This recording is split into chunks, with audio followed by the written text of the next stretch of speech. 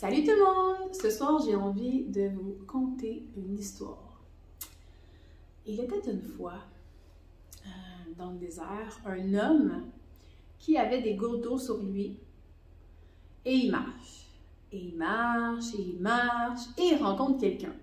Cette personne-là lui demande « S'il te plaît, as-tu de l'eau? J'ai pas d'eau dans ma gourde. » Fait que le gentil samaritain décide de verser une partie de son eau dans la gourde d'une autre personne. Et après ça, il marche, puis il marche, puis il marche. Puis il rencontre une autre personne qui a besoin d'eau. Et il donne de l'eau. Puis il marche, puis il marche, puis il marche. Puis il continue son chemin comme ça, en étant vraiment comme ouvert aux autres, puis en comprenant, puis en aidant les gens. Jusqu'au bout d'un moment où il se rend compte qu'il a besoin d'eau pour lui. Mais il rencontre personne qui peut lui en donner.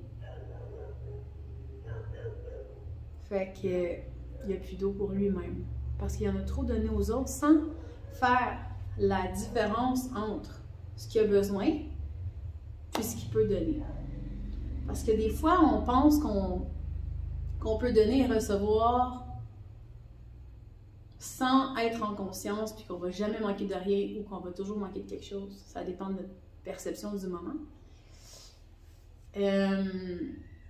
C'est important d'être conscient de ça. C'est un peu comme notre compte de banque. Tu sais, si tu ne fais pas ton budget, là, puis tu ne sais pas combien que tu attires, puis combien que tu dépenses, comment tu vas faire pour ne pas en dépenser trop? Comment tu vas faire pour mettre ton énergie là où c'est important? Comment tu vas faire pour t'assurer que tu es capable de ta survie?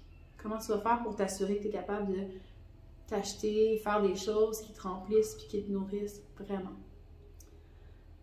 Fait que c'est la même chose pour ton énergie vitale. On pense qu'on est inépuisable. Souvent, on va donner. Puis on ne va pas prendre le temps vraiment de comprendre qu'on a une limite. Puis cette limite-là, quand on l'écoute, elle est saine. On n'a pas à se sentir mal de dire non. On n'a pas à se sentir mal de respecter cette limite-là.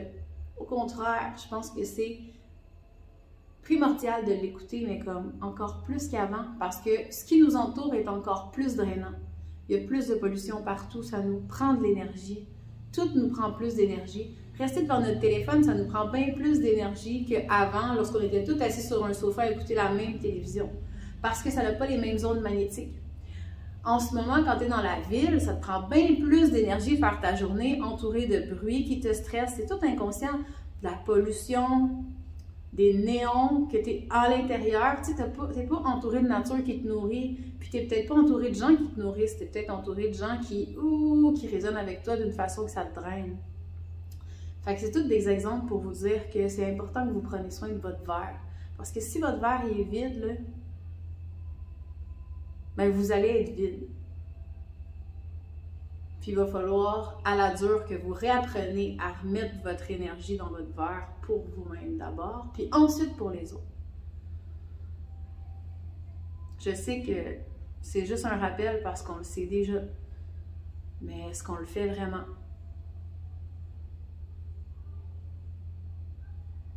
Elle est rendue où ta coupe, mettons? Tu te dis-tu, c'est pas grave, demain je vais la remplir. Ah, c'est pas grave, demain. Après-demain, je vais la remplir.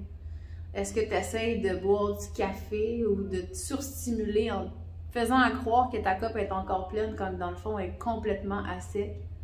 Comment ça se passe? Dites-moi ça en commentaire. Fait que, passez une belle soirée tout le monde. Mouah.